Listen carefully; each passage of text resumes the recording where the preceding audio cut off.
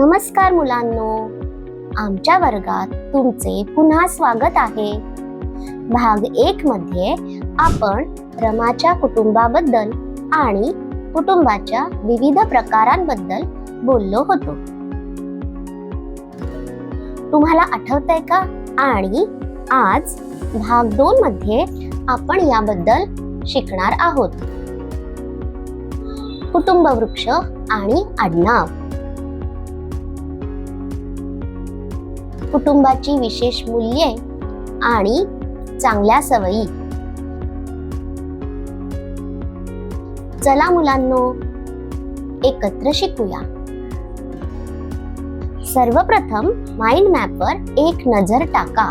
कुटुंब: आजी आजोबा, आई वडील, काका काकू, भाऊ बहीण आणि चुलत भावंडे. हे नवीन महत्त्वाचे शब्द शिका. 1. कौटुंबिक वृक्ष: पूर्वज, पणजोबा पणजी, वृद्ध लोक, विशेष गरजा असलेली मुले. सर्वप्रथम आपण पाहूया कुटुंब वृक्ष म्हणजे काय. कुटुंब वृक्ष तुमच्या कुटुंबातील सदस्यांची आणि पूर्वजांची नावे क्रमाने दाखवतो.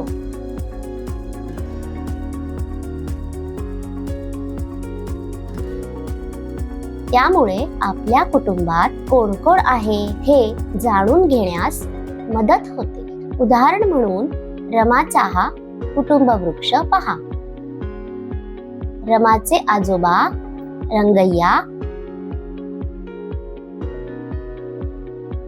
आणि आजी गंगम्मा आहेत. त्यांना 3 मुले आहेत. श्रीनिवास, ज्याचे लग्न राधाशी झाले आहे. व्यंकट, ज्याचे लग्न अनुराधाशी झाले आहे.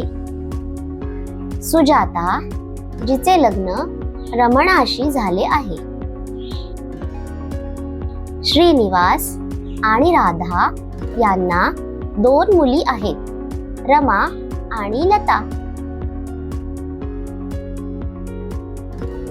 व्यंकट आणि अनुराधा यांना 1 मुलगा आहे, सुनील.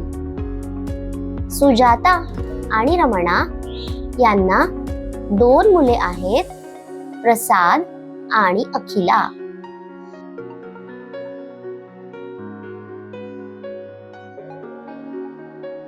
तर तुम्हाला रमाचा कुटुंब वृक्ष समजला का? छान. आता कृतीची वेळ. कुटुंब वृक्षाकडे पहा आणि नातेसंबंध पूर्ण करा. पुढील व्यक्तींचे नाते काय आहे? श्रीनिवासचे गंगम्माशी नाते मुलगा. अनुराधाचे रंगय्याशी नाते सून. श्रीनिवासचे सुनीलशी नाते काका.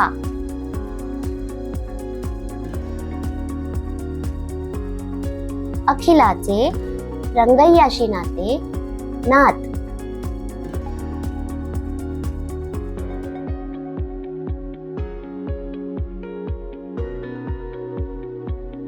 सुजाताचे लताशी नाते आत्या.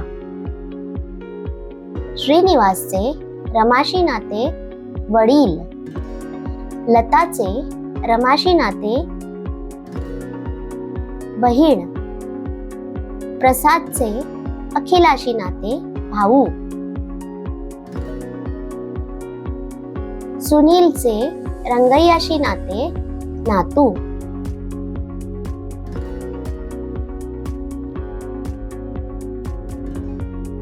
आणि रमणाचे सुजाताशी नाते पती.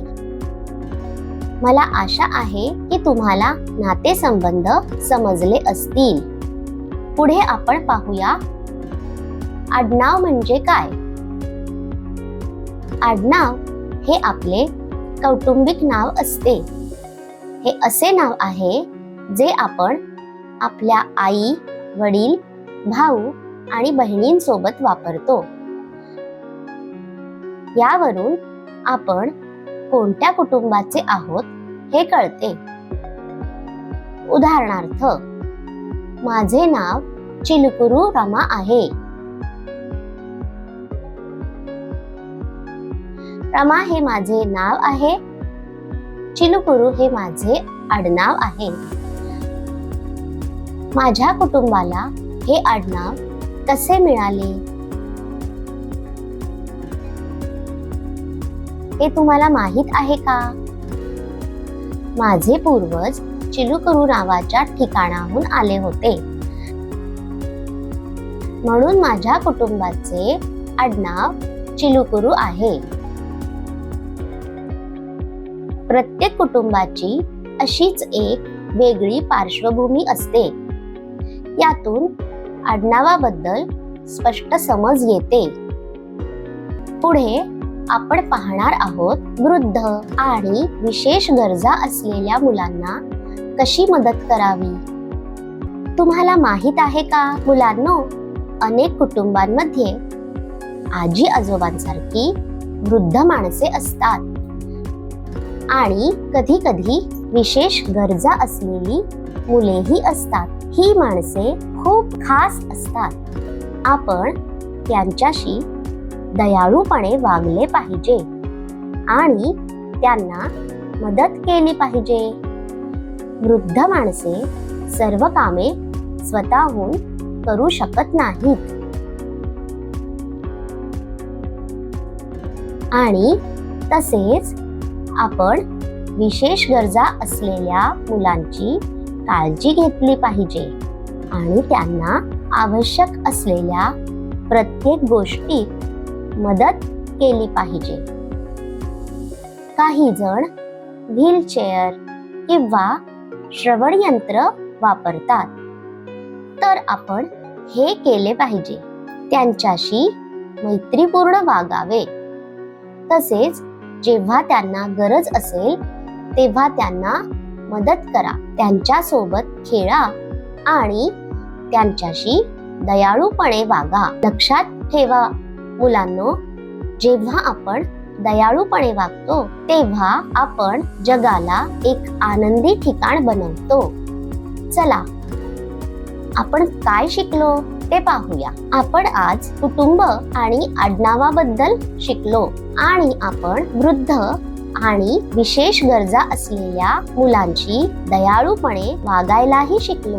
म्हणून नेहमी तुमच्या कुटुंबावर प्रेम करा, घरी मदत करा, कारण तुम्ही तुमच्या कुटुंबासाठी खूप खास आहात आणि ते तुमच्यावर खूप प्रेम करतात. Bye bye. धन्यवाद.